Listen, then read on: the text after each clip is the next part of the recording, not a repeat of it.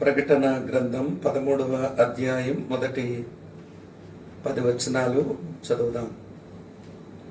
మరియు 10 కొమ్ములను 7 తలలను గల ఒక క్రూర మృగం సముద్రములో నుండి పైకి వచ్చుట చూచితిని.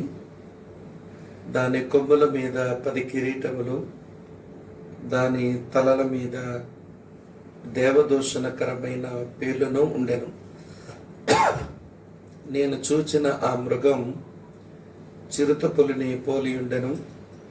దాని పాదములు ఎలుగుబంటి పాదముల వంటివి, దాని నోరు సింహపు నోరు వంటిది. దానికి ఆ గటి సర్పం తన బలమును, తన సింహాసనమును, గొప్ప అధికారమును ఇచ్చెను. దాని తలలో ఒకదానికి చావు దెబ్బ తగిలినట్టుండెను. అయితే ఆ చావు దెబ్బ మానిపోయిన గనుక భూజనులందరూ మృగము వెంట వెళ్ళుచు ఆశ్చర్యపడుచుండిరి. ఆ మృగమునకు అధికారం ఇచ్చినందున వారు ఘటసర్పమునకు నమస్కారము చేసిరి.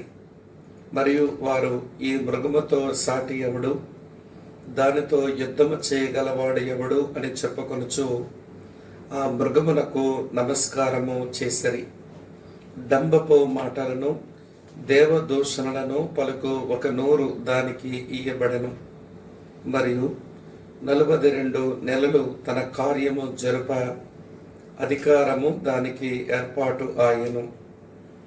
గనుక దేవుని దూషించుటకును, ఆయన నామమును, ఆయన గుడారమును, పరలోక నివాసులను దూషించుటకు అది తన నోరు తెరచెను. మరియు పరిశుద్ధులతో యుద్ధము చేయను, వారిని జయింపను దానికి అధికారం ఇయ్యబడెను. ప్రతి వంశం మీదను, ప్రతి ప్రజ మీదను, ఆయా భాషలు మాట్లాడు వారి మీదను, ప్రతి జనము మీదను అధికారము దానికి ఇయ్యబడెను. భూనివాసులందరూ అనగా జగదుత్పత్తి మొదలుకొని వధింపబడి ఉన్న గొర్రెపిల్ల యొక్క జీవ గ్రంథమందు ఎవరి పేరు వ్రాయబడలేదో వారు ఆ మృగమునకు నమస్కారము చేయుదురు. ఎవడైనను చెవిగలవాడైతే వినుగాక. ఎవడైనను చెరపట్టవలనని ఉన్న ఎడల వాడు చెరలోనికి పోవును. ఎవడైనను ఖడ్గము చేత చంపిన ఎడల వాడు ఖడ్గము చేత చంపబడవలెను. ఈ విషయములో పరిశుద్ధుల ఓర్పును, విశ్వాసమును కనబడును. దేవుడు ఈ వచనాలను మన కొరకు ఆశీర్వదించునుగాక. ప్రార్థన చేసుకుని మనం దేవుని వాక్యాన్ని విందాం. ప్రేమగల మా నమ్మకమైన మా మంచి తండ్రి, మీకు కృతజ్ఞతలు చెల్లిస్తూ మేము నీ పాదాల చెంతకు మేము చేరి వస్తున్నాము. ప్రభువా, మా విశ్వాసాన్ని వృద్ధి చేసుకోవడానికి నీ ఎడల, అలాగే మా చుట్టూ ఉన్న మనుషుల ఎడల మా ప్రేమను అభివృద్ధి చేసుకోవడానికి, మా ముందున్న భవిష్యత్తును గూర్చి ఎరుగుతూ మా నిరీక్షణను మేము పెంపార చేసుకోవడానికి మీరు మాకు అనుగ్రహిస్తూ వస్తున్న ఈ లేఖన భాగాల కొరకై మిమ్మలను మా హృదయపూర్వకంగా స్తుతిస్తూ మేము మీ పాదముల చెంతకు చేరి వస్తున్నాము. ప్రభువా, కనికరించి మా అక్కర కొలది మా అవసరమును బట్టి ప్రభువా నీ నామ మహిమార్థం మీరు మాతో మాట్లాడమని, మహిమ మీరు మాత్రమే పొందమని యేసుక్రీస్తు వారి యొక్క అత్యున్నతమైన నామంలోనే స్తుతులర్పించి మీకు ప్రార్థిస్తున్నాము తండ్రి. ఆమేన్, ఆమేన్.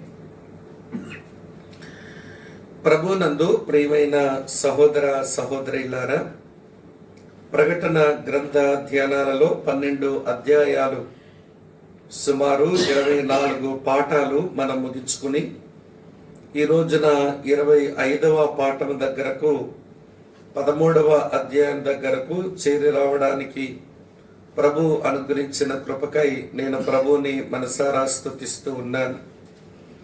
ఈరోజు మనం చదువుకున్న భాగములోనికి వెళ్ళే ముందు ఒక మాట. ఈ బైబిల్ ఏ దేవుని గురించి అయితే మాట్లాడుతూ ఉందో ఆ దేవుడు దేశమును స్వస్థపరచడానికి తన ఉగ్రత కిందకు వెళ్ళవలసిన లోకమును ఆయన క్షమించడానికి దేవుడు ఒక మనుషుల కొరకు వెతుకుతున్నాడు అనే మాట ఇర్మియా గ్రంథం 5వ అధ్యాయం 1వ వచనంలో చదువుతాం. చూడండి, యెరూషలేము వీధులలో అటు ఇటు పరిగెత్తుచు చూచి తెలుసుకొనుడి, దాని రాజ్య వీధుల్లో విచారణ చేయుడి, న్యాయము జరిగించుచు నమ్మకముగా యత్నించుచున్న ఒకడు మీకు కనబడిన ఎడల నేను దానిని క్షమించుదును అనే మాట కనబడుతుంది. ఈ ఒకరి కొరకైన దేవుని వెతుకులాట ఇర్మియా గ్రంథంలో మాత్రమే కాదు, యెహెజ్కేలు గ్రంథంలో చూస్తాము, అలాగనే యెషయా గ్రంథంలో కూడా మనం చూస్తాం. కనుక దేవుని పరిశుద్ధ నామం అది దూషణ పాలవుతున్న ప్రతిసారి తిరిగి దేవుడు తన నామాన్ని పరిశుద్ధపరచుకుని తనకు మహిమ తెచ్చుకుని ప్రజలకు ఆశీర్వాదాన్ని అనుగ్రహించే క్రమంలో దేవుడు ఎప్పుడు ఒకరి కొరకు వెతుకుతూ ఉంటాడు అని ఈ ప్రవక్తల గ్రంథాల నుంచి మనం తెలుసుకోవచ్చు. అయితే ప్రియులారా, భవిష్యత్తు లోకమంతా కూడా ఒక వ్యక్తి కొరకు వెతుకుతుంది అని మనం భవిష్యత్తు శాస్త్రాన్ని మనం అధ్యయనం చేస్తున్నప్పుడు మనం తెలుసుకోవడానికి కొంత వీలు చిక్కుతుంది. మన ముందు ఉన్నటువంటి భవిష్యత్తు లోకం కూడా ఒక వ్యక్తి కొరకు వెతికే అవకాశాలు నేటికే కనబడిపోతున్నాయి. ఎందుకు ఒక వ్యక్తి కొరకు వెతుకుతున్నారు అంటే, ప్రపంచమంతా ఎంతో ఆర్థిక సంక్షోభంలోనికి వెళ్ళిపోతూ ఉంటే ప్రపంచ ఆర్థిక స్థితిని మెరుగుపరిచి అసాధారణమైన జ్ఞానంతో మనుషులకు సుఖాన్ని ఇవ్వగలిగినటువంటి సుఖభోగాలు ఇవ్వగలిగినటువంటి ఒక వ్యక్తి వస్తే ఎంత బాగుండును అని ఎప్పటికే ప్రపంచం ఆ వెతుకులాటలో పడింది. అలాగనే ప్రియమైన స్నేహితులారా, ఈ ప్రపంచంలో సాంఘిక సహజీవనం అది అంత బాగా సాగడం లేదు. అనేక రకాలైన ఒత్తిడులు, ఇరుకులు, ఇబ్బందులు, సాంకేతిక పరిజ్ఞానం పెరిగినా గాని సామాజిక జీవనంలో ఎన్నో అరమరికలు, ఎన్నో అగాధాలు ఏర్పడి ఇబ్బందులకు లోనవుతున్నాము.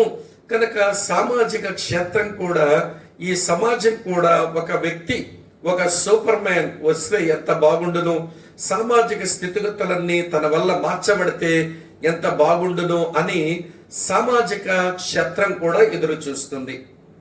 అలాగనే వ్యాపార రంగంలో ఉండేటువంటి వారంతా కూడా ఈ వ్యాపార రంగంలో స్థిరమైనటువంటి లాభప్రాప్తి జరగడం లేదు. ఈ వ్యాపార క్షేత్రానికి ఎవరైనా ఒక సరైన వ్యక్తి వస్తే తన వ్యాపార స్థితిగతులను తాను మార్చగలిగితే ఎంత బాగుండును ఈ ప్రపంచంలో అని వ్యాపార రంగం కూడా ఒక వ్యక్తి కొరకు ఎదురు చూస్తూ ఉంది. అలాగనే ప్రియమైన స్నేహితులారా, అంతర్జాతీయ వ్యవహారాలన్నీ ఏ దేశానికి ఇష్టం వచ్చినట్టుగా ఆ దేశం వ్యవహరిస్తుంది. అన్ని దేశాలను కూడా ఒక తాటి మీదకు తీసుకుని వచ్చి ప్రపంచం అంతటి మీద ఒక వ్యక్తి ఉంటే అప్పుడు ఒక ప్రపంచం అవుతుంది, ఒక పాలకుడు అవుతాడు, అప్పుడు పరిస్థితులన్నీ చక్కగా ఉండవచ్చును అని అంతర్జాతీయ రంగము కూడా ఒక వ్యక్తి కొరకు ఎదురు చూస్తుంది. నేను ఎన్ని మాటలు చెప్పానో తెలుసా?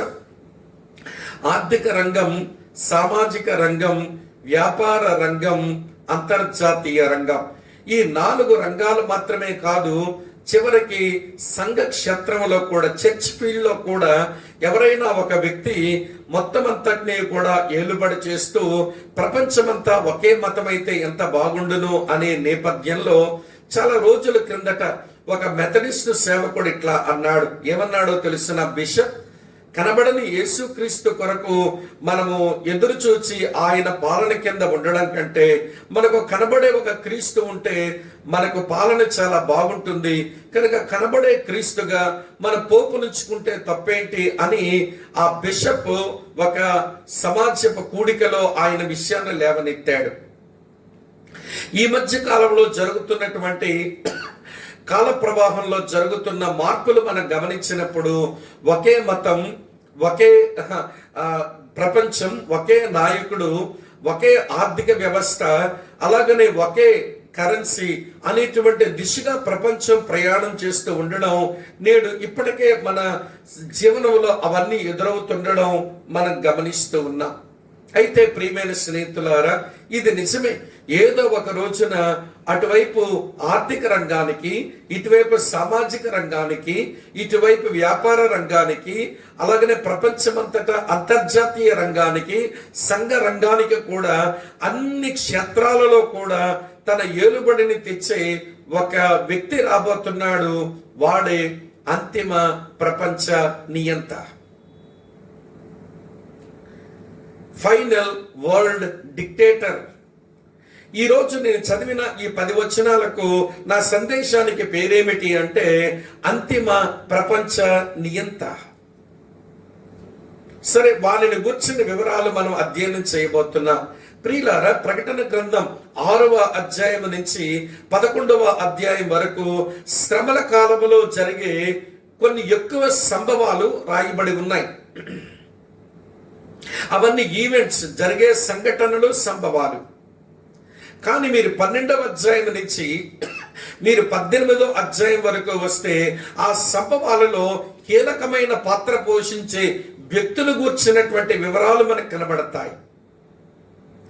సంఘటనలు మొదటి 6 నుంచి 11 అధ్యాయాల్లో ఉంటే ఆ సంఘటనలకు కీలకమైన సభ్యులు వాళ్ళు 12వ అధ్యాయం నుంచి 18వ అధ్యాయం లోపుగా కనబడతారు. ఇప్పటికే మనం 12వ అధ్యాయంలో ఈ 7 ఏండ్ల కాల శ్రమల కాలమందు కీలకమైనటువంటి పాత్ర పోషించేటువంటి మహాఘట సర్పమైన, ఆది సర్పమైన సాతానుడు, అపవాదిని గూర్చి మనం నిన్నటి రోజున మనం నేర్చుకున్నాం. ఈ రోజున ప్రియులారా, ప్రపంచమంతటిని తన చెప్పు చేతుల్లో ఉంచుకొని పాలన చేసేటువంటి అంతిమ నియంత్రణ గురించి మనం ఈ రోజు 10 వచనాల నుంచి మనం అధ్యయనం చేయబోతున్నాం. కనుక సులువుగా ఈ విషయాలను అర్థం చేసుకోవడానికి మనం ప్రయత్నం చేద్దాం. ఈ 10 వచనాల్లో 3 విషయాలు ఉన్నాయి. అందులో మొదటి విషయం ఏమిటి అంటే ఈ అంతిమ నియంత లేక క్రూర మృగం అని ఇక్కడ చెప్పబడింది. ఈ అంతిమ నియంత యొక్క వివరణ చాలా స్పష్టంగా ఇచ్చాడు యోహాను. కనుక ముందు డిస్క్రిప్షన్ మనం ఎరగాలి. రెండవ సంగతి, ఈ అంతిమ నియంత యొక్క మోసం, the deception of world dictator గురించినటువంటి వివరాలు ఉన్నాయి. వాడి మోసాన్ని మనం అర్థం చేసుకోవాలి. చివరిగా వాడి వల్ల వచ్చేటువంటి డిస్ట్రక్షన్, నాశనం కూడా ఈ భాగంలో రాయబడి ఉంది. వివరణ, మోసము, నాశనం, డిస్క్రిప్షన్, డిసెప్షన్, అలాగనే డిస్ట్రక్షన్, ఈ 3 సంగతులు ఈ భాగంలో ఉండడాన్ని మనం గమనిస్తాం. కనుక ఏదో ఒక రోజు ఈ ప్రపంచపు నియంత రాబోతున్న మాట నిజం. ఆ దిశగా ప్రపంచమంతా ప్రయాణం చేస్తుంది. 2011 సంవత్సరంలోనే అమెరికా దేశం అరిచింది గ్లోబలైజేషన్ కొరకైన అరుపులు. అది ఈ రోజున గ్లోబలైజేషన్ వైపు అన్ని రంగాలు వెళ్ళిపోతున్నటువంటి కాలంలో మనం బ్రతుకుతా ఉన్నాము. కనుక ఇవన్నీ కూడా ఒక వ్యక్తి యొక్క హస్తగతం కానున్నాయి. కనుక వారు కూర్చున్నటువంటి వివరణ కొంచెం మనం తెలుసుకొని, వాడు చేసే మోసం ఏంటో కొంచెం అర్థం చేసుకుని, వాడు కలిగిన నాశనం ఏంటో కొంచెం అర్థం చేసుకుని, నేటి మన బాధ్యతలు ఏంటో మనం గుర్తెరగడానికి మనం ప్రయత్నం చేద్దాం. రండి, 13వ అధ్యాయం ప్రకటన గ్రంథం 1-2 వచనాల్లో వాని యొక్క వినండి ప్రియమైన స్నేహితులారా, వాడు అగుపడే విధానం ఒకటి ఉంది. వాడి ఎపియరింగ్ కనబడుతుంది. వాడు అగుపడే విధానం ఒకలాగా కనబడుతుంది. ఎలా అగుపడుతున్నాడంటే వాడు, నేను జ్ఞాపకం చేస్తాను. మొదటి వచనంలో చూడండి, మరియు 10 కొమ్ములను 7 తలలను గల ఒక క్రూర మృగం సముద్రములో నుండి పైకి వచ్చుట చూచితిని. దాని కొమ్ముల మీద 10 కిరీటములు, దాని తలల మీద దేవదూషణకరమైన పేర్లను ఉండెను అనే మాట మనం చూస్తున్నాం. ఎలా గొప్పపడుతున్నాడు అతడు అంటే వినండి. మొదటి మాట, సముద్రము లోనించి పైకి వస్తున్నాడు. ప్రియులారా, బైబిల్ భాషలో సముద్రాలు అనేటువంటి మాట జనములు లేక భక్తిహీనులు అని అర్థమిస్తుంది. నేను చూపిస్తాను చూడండి ఈ మాట. యెషయా గ్రంథానికి రండి. యెషయా గ్రంథానికి వస్తే యెషయా గ్రంథం 57వ అధ్యాయం 20-21 వచనాలు. యెషయా 57, 20-21 వచనాలు. భక్తిహీనులు కదులుచున్న సముద్రం వంటి వారు, అది నిమ్మలింపనేరదు. దాని జలములు బురదను మైలును పైకి వేయును. దుష్టులకు నెమ్మది ఉండదని నా దేవుడు సెలవిచ్చుచున్నాడు. భక్తిహీనులు కదులుచున్న సముద్రం వంటి వారు అనే మాట మనం గమనిస్తాం. కనుక ఈ క్రూర మృగం, ఈ అంతిమ నియంత ప్రియులారా, వాడి పేరే క్రీస్తు విరోధి. తర్వాత ఆ మాట చెప్తాను గాని, వాడు ఎక్కడి నుంచి వస్తున్నాడు అంటే సముద్రంలో నుంచి వస్తున్నాడట.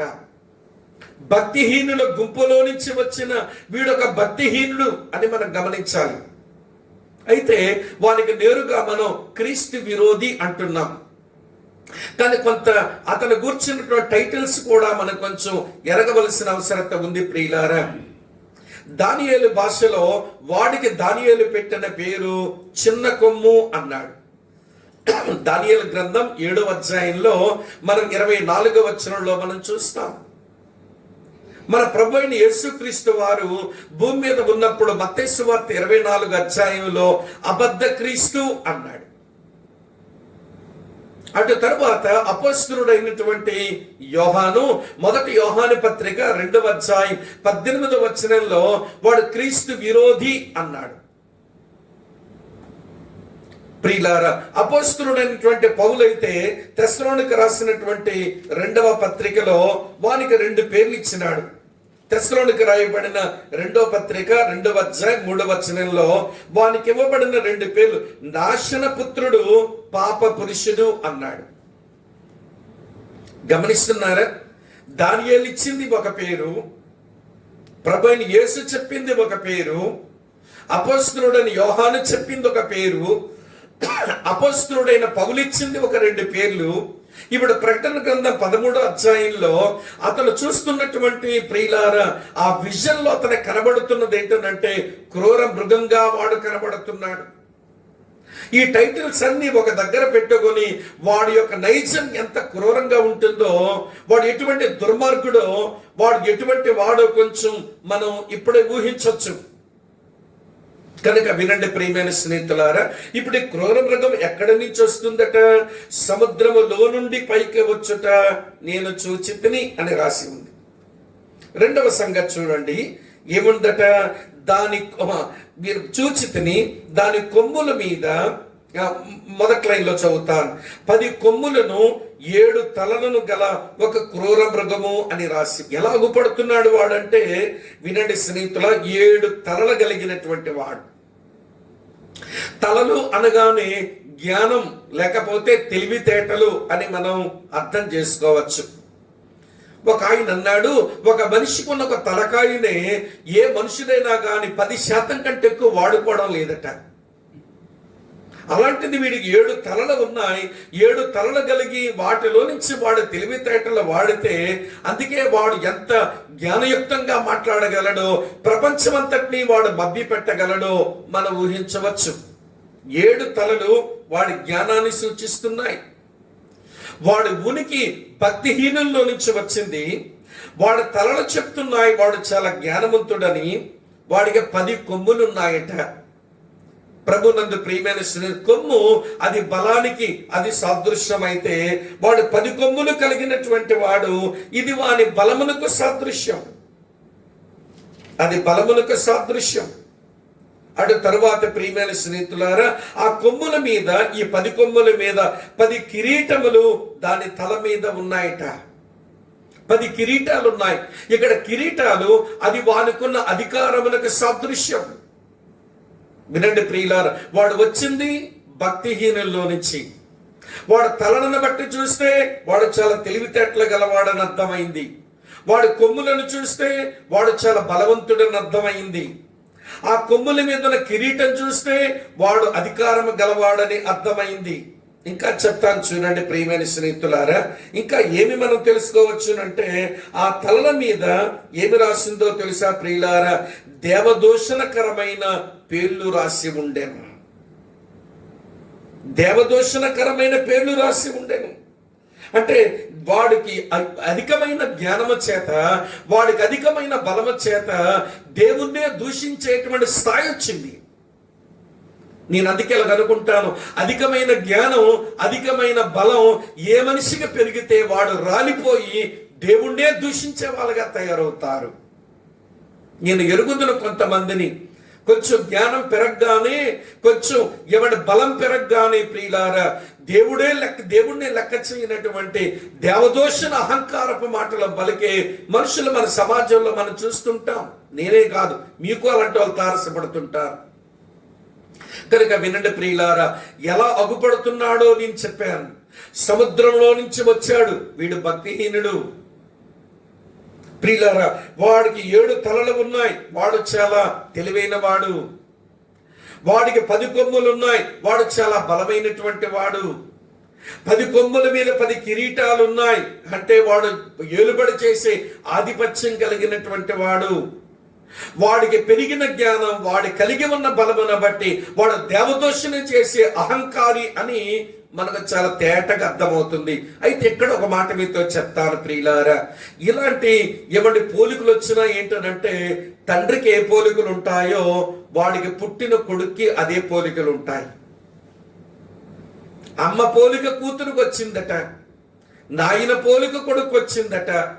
ప్రియులారా, ఇది ఇలాంటి పోలికలతో ఉందేంటి క్రూర మృగం అంటే, వినండి ప్రియమైన స్నేహితులారా, వీడికి జనకోడకుడు ఉన్నాడు, వాడి పోలిక ఇదే. చూడండి, చూపిస్తాను. 12వ అధ్యాయం ప్రకటన గ్రంథం చదువుతున్నాను, చూడండి ప్రియులారా, 3వ వచనం. అంతటా పరలోకమందు ఇంకొక సూచన కనబడెను. ఇదిగో ఎర్రని మహాగడ్డ సర్పం, దానికి 7 తలలను 10 కొమ్ములు నుండెను, దాని తల మీద 7 కిరీటములు ఉండెను.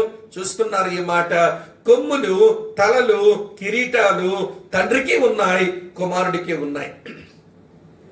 యేసు ప్రభు భూమి మీద ఉన్నప్పుడు అన్నాడు ఒకసారి, ఫిలిప్పు అనే ఒక శిష్యుడు అడిగినాడు ప్రభుని, ప్రభువా తండ్రిని మాకు కనపరచుము, మాకంతే చాలునంటే ఆ రోజున ప్రభు ఏమన్నారు తెలుసా? ఫిలిప్పు, నేను ఇంతకాలము మీతో ఉన్నా నువ్వు నన్ను ఎరగలేదా?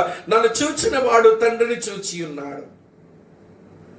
నాది నా తండ్రి స్వారూప్యం, నాది నా తండ్రి పోలిక అన్నాడు.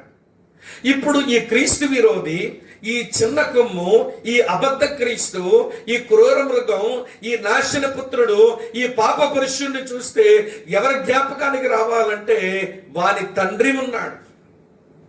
దేవునిలో ఎలాగ త్రిత్వం అయితే ఉందో సాతాను త్రిత్వం కూడా ఉంది. సాతానుడు తండ్రిలాగా వ్యవహరిస్తే అబద్ధ క్రీస్తు క్రీస్తులాగా వ్యవహరించేవాడు.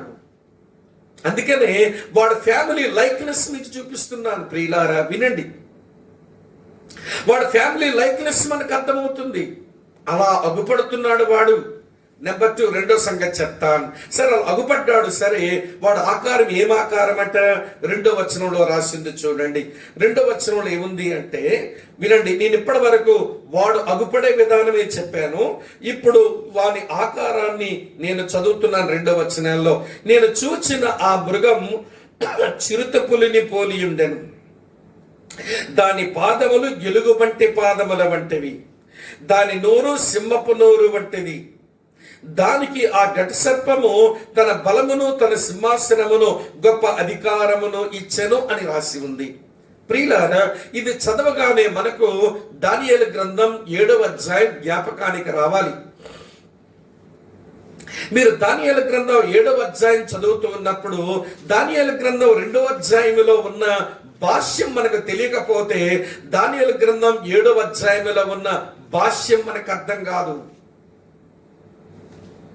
దానియేలు గ్రంథం 2వ అధ్యాయంలో పెద్ద ప్రతిమ, తలేమో బంగారముతో ఉంది.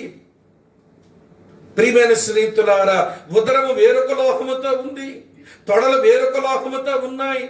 ఆ పాదములు, వేళ్ళు అవి అన్ని కలిసిపోయి మిశ్రమంగా కనబడుతున్నాయి. అవి ఏమేమి రాజ్యాలకు సంబంధించినవో దేవుడు దానియేలుకు బయలుపరచగా దానియేలు దానికి భాష్యం చెప్పాడు, ఇంటర్ప్రిటేషన్ ఇచ్చాడు. దానియేలు గ్రంథం 2వ అధ్యాయంలో కనబడిన దర్శనం వినండి. మానవ కోణములో అన్య రాజుల యొక్క పాలనలు అవి. హ్యూమన్ పాయింట్ ఆఫ్ వ్యూలో చూసినప్పుడు, మానవ కోణములో వినండి, ఈ ప్రపంచంలో దేవునికి దేవుని ప్రజలకు వ్యతిరేకంగా నిలబడే ఒక 4 భయంకరమైన రాజ్యాలు, అన్య రాజ్యాల గురించి ఆ విగ్రహం మాట్లాడితే, దానియేలు గ్రంథం 7వ అధ్యాయములో అవే రాజ్యాలను గురించి దైవిక కోణములో వాటి దుష్టత్వాన్ని బయట పెట్టాడు దేవుడు. 2వ అధ్యాయం మానవ కోణములో అన్ని రాజ్యాలు, 7వ అధ్యాయములో దైవిక కోణములో అన్ని రాజ్యాల యొక్క క్రూరత్వం. అందుకని క్రూర మృగాలతో ఆ ఆకారాలు చెప్పబడ్డాయి. అక్కడ ఏమేమి ఆకారాలు అయితే ఇవ్వబడ్డాయో వినండి. మొదటి 3 ఆకారాలు కూడా ఈ క్రూర మృగంలో కనబడుతున్నాయి. 4వ ఆకారం చెప్పడానికి వీల్లేని భయంకరమైన ఆకారం, వీడే ఆ భయంకరమైన ఆకారంగా కనబడుతున్నది. ప్రభునందు ప్రియమైన స్నేహితులారా వినండి, ఇందులో సింహము నోరుంది, వీనుకు ఎలుగుబట్టి పాదం ఉంది, వీనుగా చిరుతపుల్లా కనబడుతున్నాడు. గమనిస్తున్నారా? 7వ అధ్యాయంలో మొదటి ఆకారం సింహము, 2వ ఆకారం ఎలుగుబంటి, 3వ ఆకారం చిరుతపులి, 4వ ఆకారం చెప్పలేనట్టుగా ఉన్న ఒక వికృతమైనటువంటి రూపం. ఇక్కడ క్రీస్తు విరోధి, ఈ అబద్ధ క్రీస్తు, వినండి ప్రియమైన స్నేహితులు, ఈ అంతిమ నియంత ఎలా కనబడుతుంది వీని ఆకారం అంటే, వాడు ఆకారాన్ని బట్టి కొన్ని విషయాలు మనం నేర్చుకోవచ్చు. మొదటి మాట చెప్తాను వినండి. చిరుతపులిని పోలి ఉందంట క్రూర మృగం. చిరుతపులు అంటే అది వేగంగా దూసుకుని పోయేది. రెండవది, అది మారే లక్షణం దానికి లేదు, మారదు. మనం ఇర్మియా గ్రంథంలో ఈ సంగతిని మనం చూస్తాం. 13వ అధ్యాయం 23వ వచనంలో, ఇర్మియా గ్రంథం 13వ అధ్యాయం 23వ వచనాన్ని మనం చదివినప్పుడు ఆ చిరుతపులను గుర్చిన ఒక మాట మీతో జ్ఞాపకం చేస్తాను చూడండి. కూషు దేశస్థుడు తన చర్మమును మార్చుకొనగలడా? చిరుతపులు తన మచ్చలను మార్చుకొనగలదా? మార్చుకొనగలిగిన ఎడల కీడు చేయుటకు అలవాటు పడిన మీరును మేలు చేయ వల్లపడును అన్నాడు. అంటే చిరుతపుల లక్షణం ఏంటనంటే మారదు. దానియేలు గ్రంథం ప్రకారం దాని అర్థం అది వేగంగా పోయేది. వినండి, ఇర్మియా చెప్పినటువంటి భాష్యం ప్రకారం అది మార్పుకి ఇష్టపడదు, అది మారదు. అంటే వీడు ఎట్లాంటి వాడన్నమాట, చాలా చురుకుగా సాగిపోయేవాడు. వాడు అనుకున్నది చేసేవాడే గాని అనుకూలమైన పరిస్థితులు వచ్చినా ప్రతికూలమైన పరిస్థితులు వచ్చినా వీడికి మారే నైజం ఉండదు, వీడు మారడు. గమనించండి. 2వ సంగతి ఏముందట చదువుతున్నాను చూడండి ప్రియులారా. దాని పాదములు ఎలుగుబంటి పాదముల వంటివి. ఎలుగుబంటి సాధారణంగా నడిచిపోదు. ఎలుగుబంటి వేసే ఒక్కొక్క అడుగు అది క్రూరత్వాన్ని వెళ్ళగక్కేటువంటి అడుగు. చాలా ఫెరోషియస్ గా పడుతుంది దాని పాదం. అలాగనే చూడండి, దాని నోటట సింహపు నోరు వంటిదట. అంటే వినండి ప్రియులారా, డాంబికంగా గంభీరంగా టీవీగా మాట్లాడేటువంటి నోరు ఈ సింహానిది.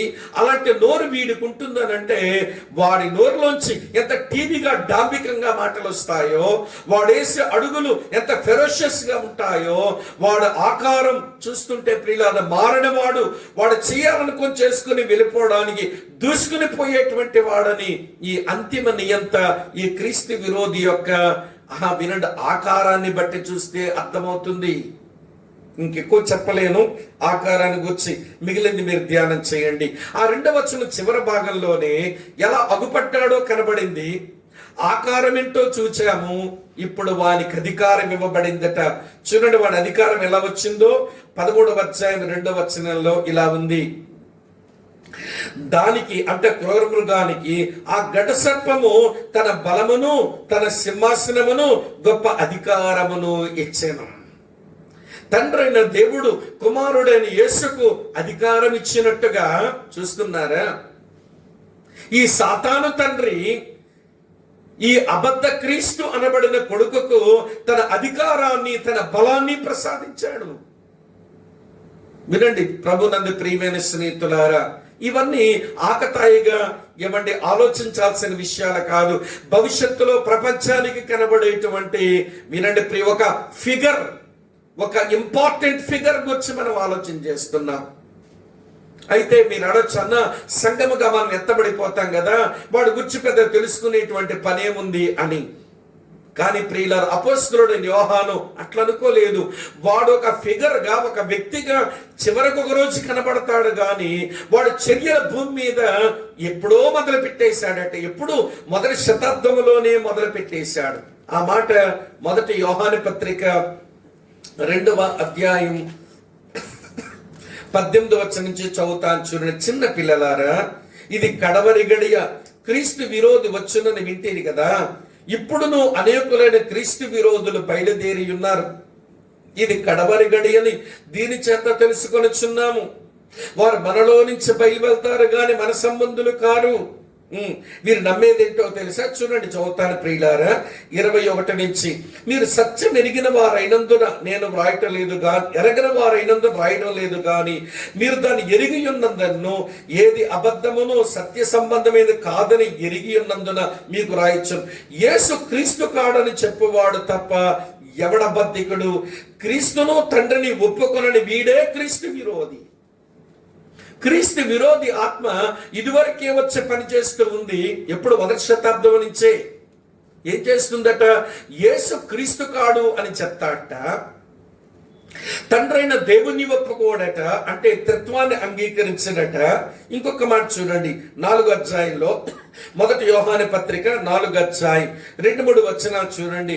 యేసుక్రీస్తు శరీరధారియే వచ్చనని ఏ ఆత్మ ఒప్పుకొననో అది దేవుని సంబంధమైనది. ఏ ఆత్మ యేసును ఒప్పుకొనదో అది దేవుని సంబంధమైనది కాదు. దీన్ని బట్టి దేవుని ఆత్మని మీరు ఎరుగుదురు. క్రీస్తు విరోధి ఆత్మ వచ్చునని మీరు వినిన సంగతి ఇదే, ఇదివరకే అది లోకములో ఉన్నది అన్నాడు. అంటే యేసుక్రీస్తు శరీరధారి అనే మాట ఒప్పుకోడు. ఎందుకంటే పాపక్షమాపణ కొరకు ఆయన శరీరముతో రక్తం కార్చినాడని చెప్తాముగా. ఆయన దేవుని కుమారుడు అని అంగీకరించడు, ఎందుకంటే పాపము లేని వాడని చెప్తాముగా. యేసు తండ్రి యొద్ద నుంచి పంపబడిన వాడు అని చెప్తాము, దాన్ని వాడు అంగీకరించడు. ఎందుకనంటే త్రిత్వాన్ని వాడు అంగీకరించడగా వారి ఆత్మ ఇదివరకే సంఘము దగ్గరికి వచ్చి పనిచేయడం మొదలుపెట్టింది. కానీ ఒక వ్యక్తిలో ఆ క్రీస్తు విరోధి యొక్క ప్రత్యక్షత అది జరగనయ్యింది. వాడు అగుపడే విధానం, వాడి ఆకారం, వాడి అధికారం 3 మనకు అర్థమైనాయి. ఎందుకంటే నేను చెప్పలేను, అక్కడ ఉన్నది అదే. మరి అగుపడింది ఏదో చెప్పాను, ఆకారం ఏంటో చెప్పాను, వాడి అధికారం ఎక్కడి నుంచి వచ్చిందో చెప్పాను. ఇది వాని గూర్చిన వివరణ.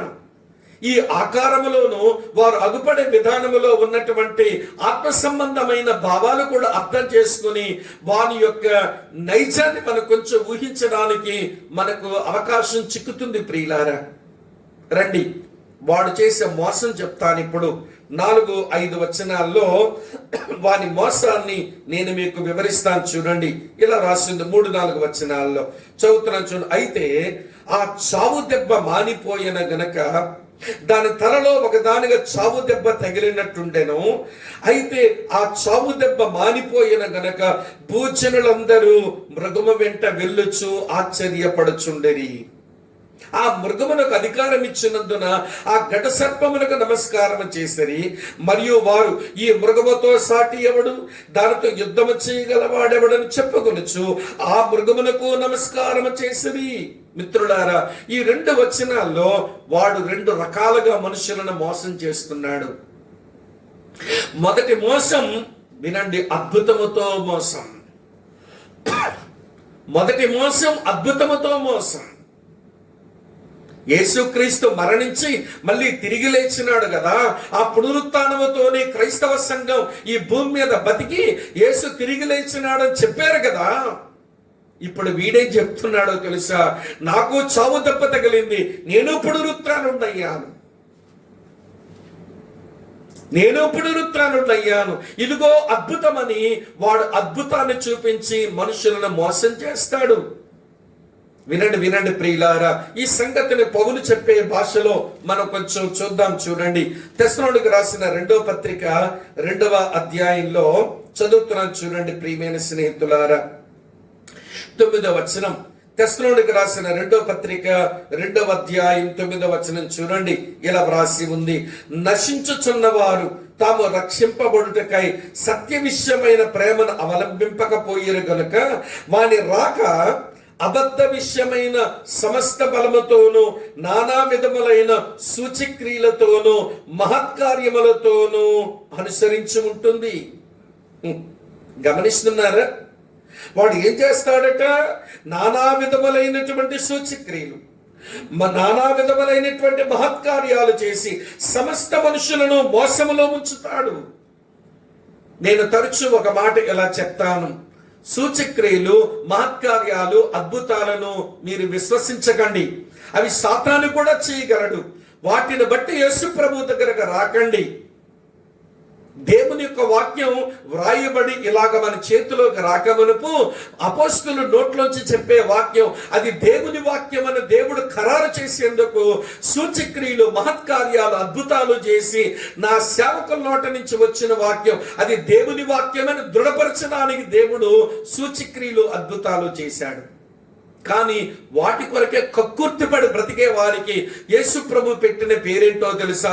వ్యభిచారులైన ఈ దుష్టతరమ వారు సూచక్రియలు, మహత్కార్యాలు, అద్భుతాలు వెతుకుతున్నారు అన్నాడు. ఈ మాట నేటి క్రైస్తవ్యానికి వర్తింప చెయ్యాలి. మరి వ్రాయబడిన లేఖనం ఉంది అంటే దేవుడు సూచక్రియలు, మహత్కార్యాలు, అద్భుతాలు చెయ్యనివాడు అని నేను చెప్పడం లేదు సుమా. అవసరమైతే అవతల వ్యక్తి క్షమాభివృద్ధి కొరకు దేవుని నామ మహిమార్థమై దేవుడు ఏదన్నా చేయగలడు, దేవుడు చేయలేడని నేను చెప్పడం లేదు. కానీ ఈ సూచక్రియలు, మహత్కార్యాలు, అద్భుతాల కొరకు వెంపర్లాడేటువంటి మనుషులకు దేవుడు పెట్టే పేరు వ్యభిచారులైన దుష్టతనము వారు. ప్రభునందు ప్రియమైన స్నేహితులారా, ఈ రోజున కూడా నేటి తరం ఈ సూచక్రియలు, అద్భుతాలు, మహత్కార్యాలు చేసి దొంగ బోధకుల చుట్టూ తిరగడం లేదంటారా? ఇలాంటి దొంగ బోధకులందరూ కూడా మా అద్భుతాలను బట్టి మనుషులు మారిపోతారు, మా సూచక్రియలు బట్టి మనుషులు మారిపోతారని గబ్బాలు కట్టుకున్న డాంపిక మాటలు చెప్పి దేవుని వాక్యాన్ని తొంగలో తొక్కి వీరు బాగా ఎలివేట్ అవుతూ ఉండడం నేడు మన క్రైస్తవ సమాజంలో కనబడడం లేదా? ఇలా మీకు జ్ఞాపకం చేస్తాను. మీకు బాగా తెలిసిన స్టోరీ. ధనవంతుడు చనిపోయినాడు, లాజరు కూడా చనిపోయినాడు. లాజరు అబ్రాము రొమ్ము కొనిపోబడ్డాడు. ధనవంతుడు పాతాళములోనికి వెళ్ళాడు. దప్పిక చేత అల్లాడిపోతూ అబ్రాముతో మాట్లాడుతున్నాడు. అబ్రాముతో మాట్లాడుతున్నప్పుడు అబ్రామా అబ్రామా అంటే అట్నుంచి అబ్రాము నువ్వెవడవరా అనలేదు. ఏమన్నాడో తెలుసా? అబ్రాము ఏమన్నాడో తెలుసా? ఆ రోజున వినండి వినండి ప్రియమైన స్నేహితులారా, చదువుతున్నాను చూడండి. 24వ వచనం, లూకాసు వార్త 16వ అధ్యాయం.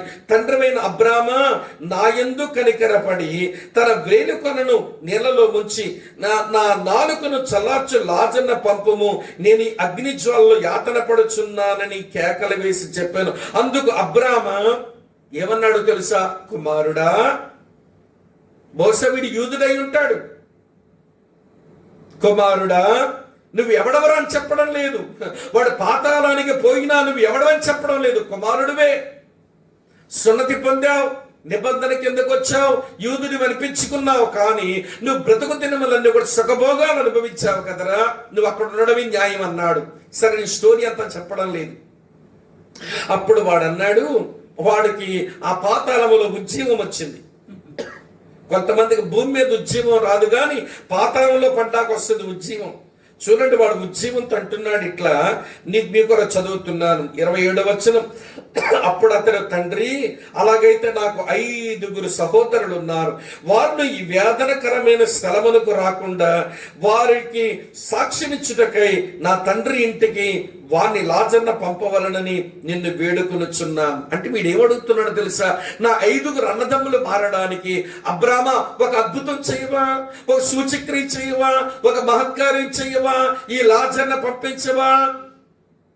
వాళ్ళు మారిపోతారు 5. ఈ వేదనకరమైన స్థలానికి రారు అని వాడు అడిగితే అందుకు అబ్రాము అన్న మాట ఏంటో చూడండి 29వ వచనంలో. అందుకు అబ్రాము, వారి యొద్ద మోషేయు ప్రవక్తలు ఉన్నారు, వారి మాటలు వినవలనని అతనితో చెప్పగా. ఒరే బాబు ధనవంతుడా, నేను అద్భుతం సూచిక్రియ మహత్కార్యం చేస్తాను. 5 సహోదరులు మారారు. భూమి మీద దేవుని వాక్యం ఉంది, అది విని వారు మారు మనసు పొందాలి అన్నాడు. ఈ మాటలు నేటి క్రైస్తవ అద్భుతాలు సూచక్రియలు మహత్కార్యాలు చేసే బోధకులకు అర్థం కావడం లేదా అనిపిస్తుంది.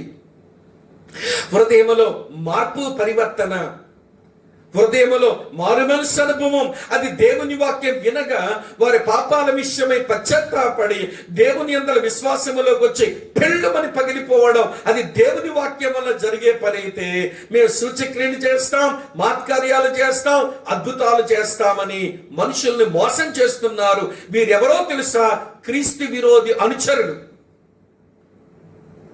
ఈ రోజున చాలా క్రిస్టియన్ ప్రీచర్స్ వినండి, దేవుని వాక్యాన్ని పక్కకు నెట్టేసి దేవుని వాక్య సత్యములు మనుషులకు అందించక మాకు ప్రత్యేకమైన వరములు కలిగిన వారము, మేము సూచక్రియలు చేస్తాము, మహత్కార్యాలు చేస్తాము, స్వస్థతలు చేస్తాము, మీ అప్పులు తీర్చే ప్రార్థన చేస్తామని మనుషుల్ని మభ్యపెట్టి మనుషుల పక్కదారులు పెడుతున్నారే, వీరు క్రీస్తు విరోధి ఆత్మతో పనిచేస్తున్నవారు. క్రైస్తవులు కళ్ళు తెరవక వాళ్ళకు జేజేలు కొట్టుకుంటూ వాళ్ళు పెంచి పోషించి వాళ్ళు పాడవుతున్నారు, మనము పాడవుతున్నాం. దయతో మీరు గమనించండి. ఇంత వివరణ ఎందుకు ఇచ్చాను అంటే వినండి, ఆ 7 ఏళ్ల శ్రమల కాలంలో వీడు చేస్తున్న పని ఏంటో తెలుసా?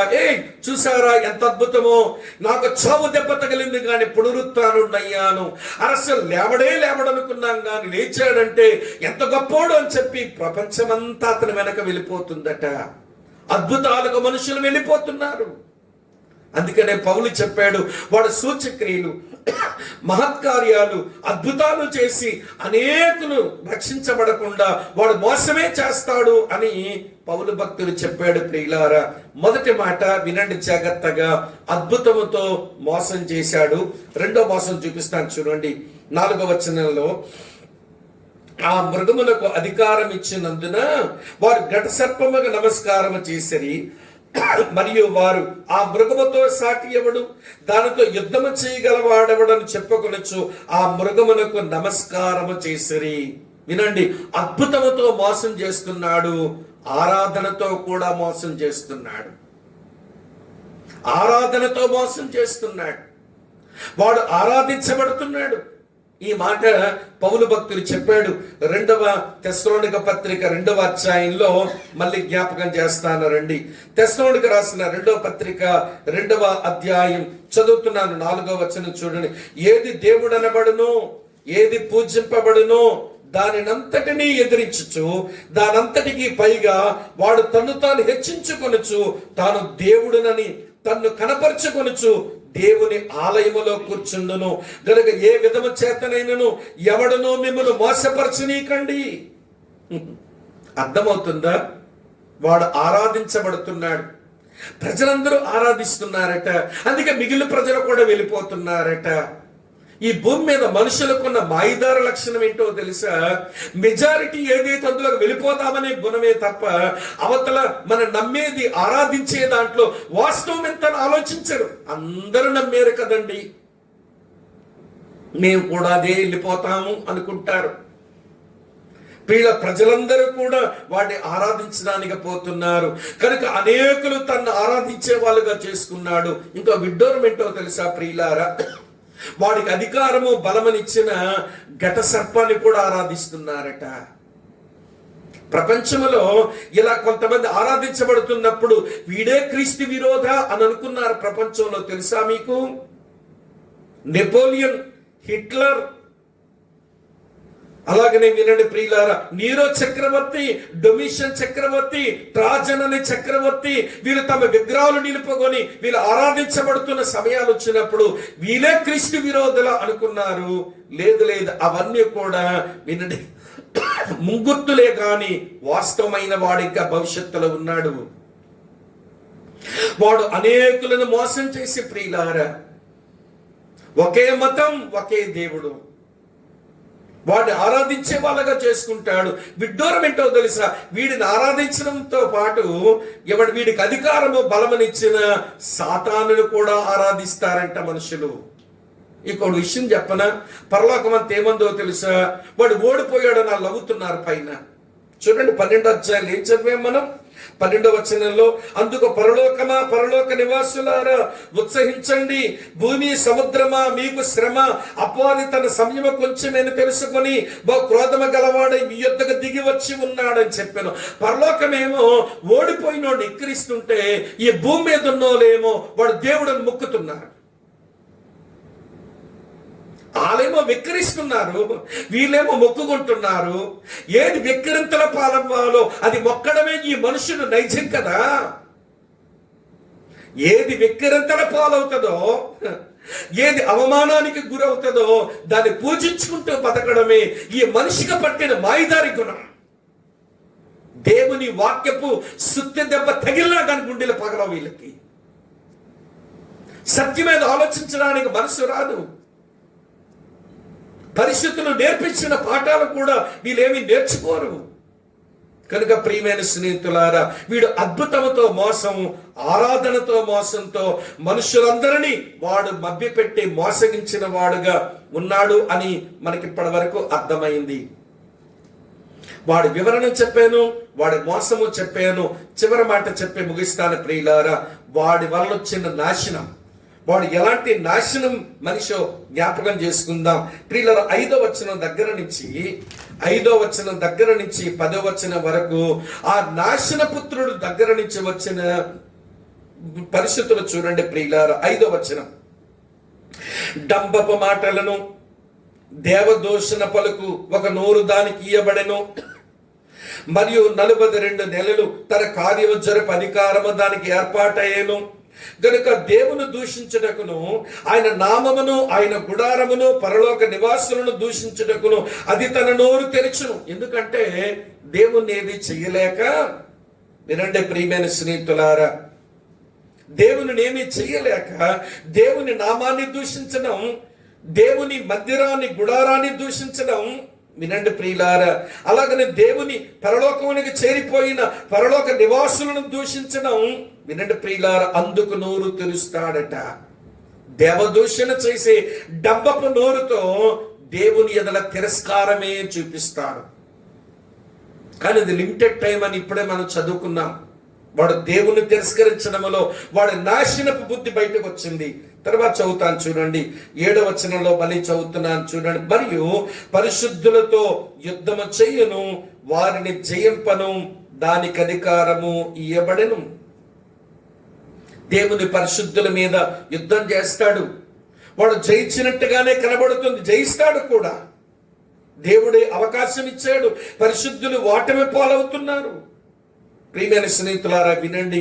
అయితే వాడు ఓడిస్తున్నా కానీ ఎవరి పేరైతే జగదుత్పత్తి మొదలుకొని ఎవరి పేరైతే వధించబడిన గొర్రెపిల్లకు జీవగ్రంథమందు వ్రాయబడి ఉందో వారెవ్వరు వీరికి నమస్కారం చెయ్యరు. కానీ మిగిలిన వారంతా కూడా వానికి నమస్కారం చేసే వాళ్ళుగా మారుతున్నారు. వినండి ప్రియులారా. కాబట్టి పరలోకమందున దేవున్నా తిరస్కరిస్తున్నాడు, దేవుని పరిశుద్ధులనా వారితో యుద్ధం చేస్తున్నాడు. 3వ మాట చెప్తాను వినండి ప్రియులారా. ఆ 7వ వచనం తర్వాత భాగంలో ప్రతి వంశం మీదను, ప్రతి ప్రజ మీదను, ఆయా భాషలు మాట్లాడు వారి మీదను, ప్రతి జన్మ మీదను అధికారము దానికి ఇయ్యబడిన. ప్రపంచంలో ఉన్న అన్ని దేశాల మీద వాడు తన అధికారాన్ని వాడు చూపిస్తున్నాడు. డొమినియన్ పవర్ వాడికి వచ్చింది. ఏలుబడి చేసేటువంటి అధికారం వానికి వచ్చేసింది. తర్వాత చివరగా చెప్పి ముగిస్తాం. వీళ్ళ చివరి మాట ఏంటో తెలుసా? వాడు సమస్త జనులను కూడా వాడు మోసపరుస్తూనే బ్రతుకుతాడు. చదువుతున్నాను చూడండి, ఇలా రాసి ఉంది. భూనివాసులందరూ అనగా జగదుత్పత్తి మొదలుకొని వధింపబడి ఉన్న గొర్రెపిల్ల యొక్క జీవగ్రంథమందు ఎవరి పేరైతే రాయబడలేదో వారు మృగానికి నమస్కారం చేస్తారు. ఎవడైనను చెవిగల వాడైతే వినుగాక. ఎవడైనా చెరపట్టవలనని ఉన్న ఎడల వాడు చెరలోనికి పోవును. ఎవడైనా ఖడ్గమ చేత చంపిన ఎడల వాడు ఖడ్గమ చేత చంపబడవలను. ఈ విషయంలో పరిశుద్ధుల ఓర్పును విశ్వాసమును కనబడుతూ ఉన్నాయి. అనేక జనాలు మోసగించి తన తట్టు తిప్పుకున్నాడు. పరలోకపు దేవున్నా తిరస్కరించాడు, దేవుని పరిశుద్ధులతోనా యుద్ధం చేస్తున్నాడు. ప్రపంచంలో ఉన్న అన్ని దేశాల మీదన ఆధిపత్యం గడించాడు. ప్రపంచంలో ఉన్న అందరి మంది మనుషులన మోసగిస్తూ బ్రతుకుతున్నాడు. అలాంటి సమయంలో వినండి, 7 ఏళ్ల కాల శ్రమల కాలమందు వినండి, దేవుని ముద్రను కలిగిన వారిని వాడేమి నాశనం చేయలేడు. కానీ దేవుని ప్రజలు ఓడినా గాని వారి విశ్వాసంతో, ఓర్పుతో మెస్సే యొక్క రాజ్యం కొరకు, ఆయన భూమి మీద రావడం కొరకు వారు ఎదురు చూస్తూనే ఉంటారు. ఇది వినండి ప్రియులారా, అంతిమ ప్రపంచ నియంత్రణ గూర్చినటువంటి వివరాలు. వాడి వివరణ చెప్పాను, అలాగనే వాడి యొక్క మోసము చెప్పాను, వాడి వల్ల కలిగే నాశనము జ్ఞాపకం చేశాను. ఇవన్నీ తెలుసుకోవడం వలన మనం ఆలోచించాల్సిన విషయం ఏమిటి అని అంటే, వినండి, దేవుని పిల్లలంగా వినండి, ఈ రోజులకు మనం చాలా సమీపంగా ఉన్నాము. అంటే వాడి ప్రత్యక్ష జరగక మునిపే కదా సంఘం ప్రభు దగ్గర వెళ్ళాలి. అంటే ప్రభు దగ్గర సంఘం కొనిపోబడి ఆ సమయాలు చాలా ఆసన్నమవుతున్నాయి అనేటువంటి మెలకువ సంఘముగా మీకు నాకు ఉండాల్సిన అవసరత ఉంది. అయితే ఈ విషయం మనకేమి నేర్పిస్తుందంటే, ఆయన సంధించడానికి నువ్వు సిద్ధ మనస్సు కలిగిన వ్యక్తి, సిద్ధపడిన వ్యక్తివి కావాలి. అదే సమయంలో అనేకులు సిద్ధపడడానికి పిలుపునివ్వాలి. నీ ప్రిపరేషన్ కొరకు ఈ సందేశం, నువ్వు మరికొంతమందిని ప్రిపేర్ చేయడం కొరకు దేవుడు నీకు ఇస్తున్న సందేశం. నువ్వు సిద్ధపడకపోయినా, నువ్వు అనేకులు సిద్ధపరచకపోయినా, మిత్రులారా వినండి, మన బాధ్యతను విస్మరించి బ్రతుకుతున్నాము అని అర్థం చేసుకొని, క్రీస్తు విరోధి ఆత్మ ఎలాగ సంఘాలలో, మన కుటుంబాలలో, మన జీవితాల్లో చొరపడడానికి ప్రయత్నం చేస్తున్నాడో అది గమనించి మెలకువతో మనము జీవించుదాం ప్రియులారా. అద్భుతాలతో మోసగించబడకండి. ఎక్కువ మంది దేన్ని ఎలాగ ఆరాధిస్తున్నారో అలాగ ఆరాధించేద్దామని మెజారిటీని బట్టి కూడా ఎప్పుడు మోసగించబడవద్దు సుమా. వాడు నాశనపుత్రుడు, వాడు పాప పురుషుడు, వాడు క్రీస్తు విరోధి, వాడు క్రూర మృగం, వాడు చిన్న కొమ్ము, వాడు భయంకరమైన వ్యక్తి. వాడి యొక్క ఉనికి ఇక భూమి మీద కనబడే రోజు చాలా సమీపంగా ఉందనే విషయం అర్థం చేసుకుని, నిన్ను నీవు, నీ కుటుంబాన్ని నీవు సిద్ధపరచుకొని, నీ సంఘాన్ని నీవు సిద్ధపరచుకొని ప్రభు కొరకు సిద్ధపడాలి అన్న ఈ వర్తమానం చేత మన కళ్ళు తెరిచి ప్రభు కొరకు భూమి మీద బ్రతుకుదాం. తల వంచండి, కళ్ళు మూసుకోండి, ప్రార్థన చేస్తాను.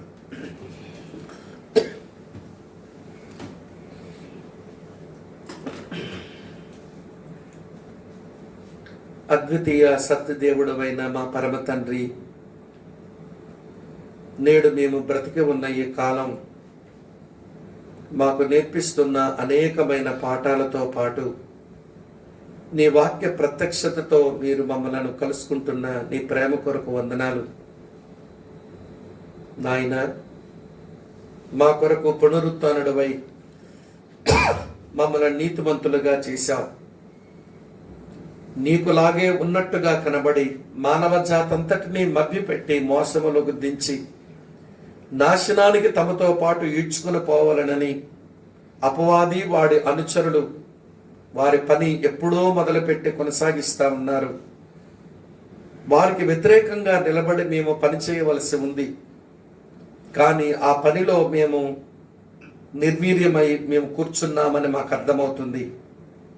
అందుకనే మా కళ్ళ ముందు చాలా మంది వాడి వశములకు వెళ్ళిపోతూ ఉండగా మా వంతు ప్రయత్నం మేమేమీ చేయలేని వ్యక్తులుగా ఉన్నాం.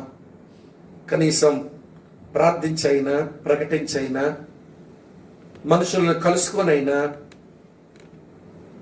అగ్నిలోంచి లాగినట్లు కొందరిని లాగునట్లుగా మీ కృప మాకివ్వండి. కాలాలు ముగిసిపోతున్నాయి. అనుకూలమైన పరిస్థితులు అవి మాకు అంది రావడం లేదు. ఈ కనికరం కొరకు ఎదురు చూస్తున్నాము. సహాయపడండి.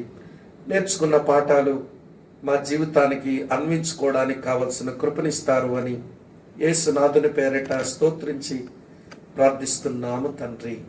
Amen, amen.